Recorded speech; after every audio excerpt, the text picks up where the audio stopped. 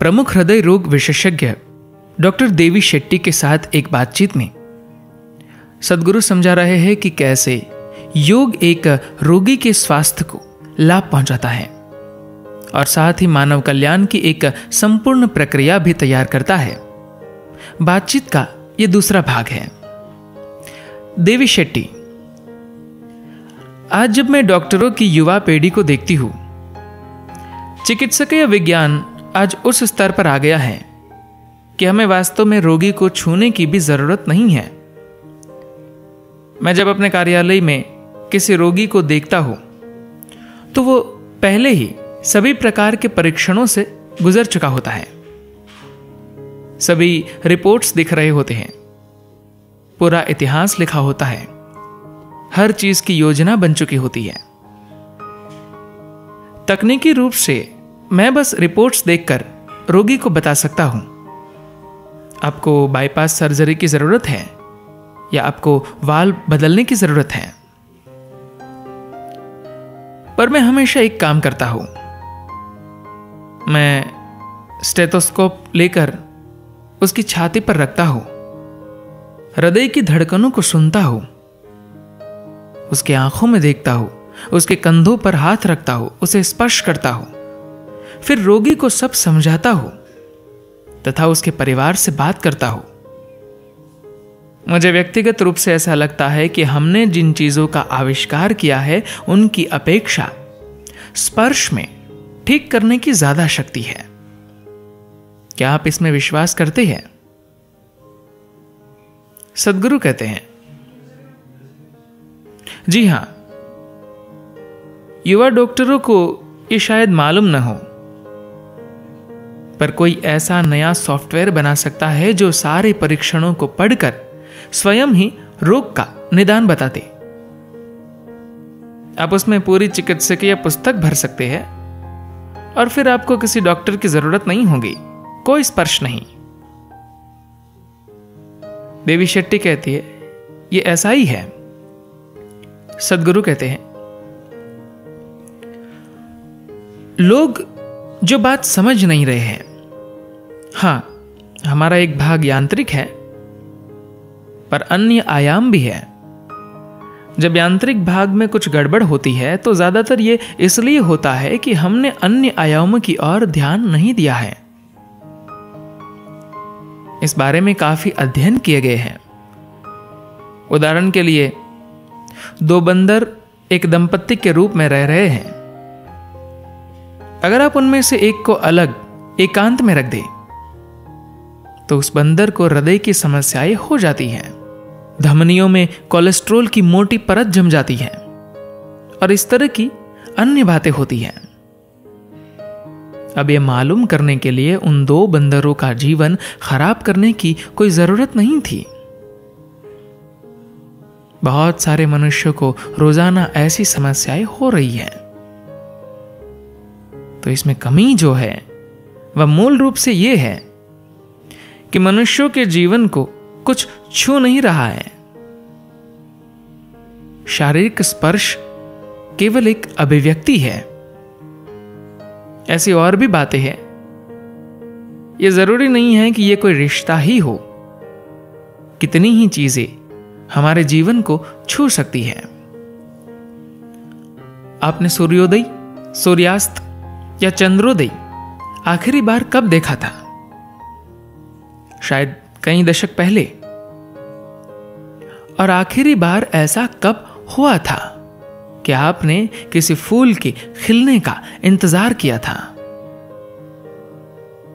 पिछली बार आपने कब एक तितली या एक पत्ती या फूल या किसी मनुष्य की ओर ध्यान दिया था? पर आपको चेहरे पसंद नहीं है, आपको बस फेसबुक पसंद है। जीवन के साथ संबंध कम हुआ है, चाहे वो मनुष्य के साथ हो, पशु, पेड़ पौधे या आसपास के अन्य तत्व हो। कितने लोग पूर्ण भागीदारी के साथ एक क्षण के लिए भी अपने उस भोजन पर नजर डालते हैं जिसे वे खाने वाले हैं। क्या वह उनको छूता है? नहीं। जब चीजें गड़बड़ हो जाती है तब कोई डॉक्टर या फिर अंत में अंतिम संस्कार करने वाला ही उन्हें छूता है। क्या स्पर्श में कोई प्रासंगिकता है? जी हां, जबरदस्त प्रासंगिकता है। स्पर्श हमेशा शारीरिक होना जरूरी नहीं है। ये कई प्रकार के हो सकते हैं। अगर जीवन आपको नहीं छूता तो आप एक जीवंत जीवन नहीं है, आप धीरे धीरे मृत हो रहे हैं। ये एक सामान्य चिकित्सकीय ज्ञान है कि आपके शरीर में कोशिकाओं की संख्या आकाशगंगा के तारों से भी अधिक है। हर दिन आपके शरीर में लाखों कोशिकाएं मर रही है और उतनी ही नई कोशिकाएं जन्म ले रही हैं। पुरानी कोशिकाओं की बात छोड़िए, आप बस यदि इन नई कोशिकाओं को संभाल लेते हैं जो आपके शरीर में हर सेकंड में आ रही है, अगर आपका कुछ भी प्रभाव इन कोशिकाओं के जन्म लेने पर हो और आप उन्हें सही ढंग से संरक्षित कर सके, तो आपका हृदय, आपका मस्तिष्क, सब कुछ ठीक रहेगा। आपके पास इस स्तर की संभावना है। आप प्रत्येक सेकंड में अपने जीवन का कायाकल्प कर सकते हैं, पर यह नहीं होता क्योंकि आप जीवन के प्रति पूर्णतः उदासीन हैं। अधिकांश समय आपके विचार तथा आपकी भावनाएं ही आप पर हावी होती है। सारे ब्रह्मांड में, इस अंतहीन अंतरिक्ष में सब कुछ बढ़िया हो रहा है, पर आपके दिमाग में एक छोटा सा दुष्ट विचार रेंग रहा है और आप सोचते हैं आज का दिन ही खराब है। विचार और भावनाएं एक मनोवैज्ञानिक नाटक के सिवा कुछ भी नहीं है। अस्तित्व की दृष्टि से उनकी कोई प्रासंगिकता नहीं है। यहां बैठे हजारों लोग हजारों अलग अलग दुनियाओं में हो सकते हैं। इसका अर्थ है कि उनमें से कोई भी वास्तविकता में नहीं है। आप जीवन को अनुभव ही नहीं करते, आप सिर्फ सोच रहे होते हैं और अपने आसपास की परिस्थितियों पर प्रतिक्रिया दे रहे होते हैं।